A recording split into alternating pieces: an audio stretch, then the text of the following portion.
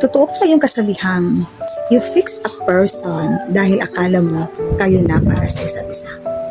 Yung binuo mo siya, hindi pala para sa iyo, kundi para sa iba. Ang sakit nun, di ba?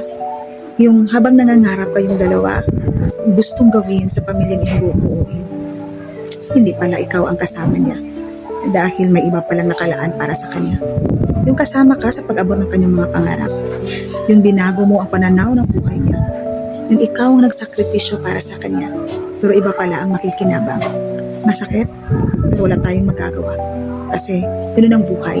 Hindi lahat ng tao na dumaraan sa ating buhay ay mananatili sapagkat ang iba dyan ay pansamantala lamang.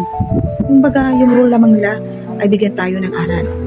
Tibayin tayo, gawin tayo maging malakas para kapag makita na natin ang para sa atin, kaya na natin i-handle ang lahat. Kaya kung dumating man ang ganong klaseng sitwasyon sa'yo, bitib ka na, huwag mong ipilit ang hindi dapat. Huwag mong ipilit ang hindi nakalaan para sa'yo. Kasi if you are meant to be, gagawa talaga ng paraan para kayo ay magkatuluyan.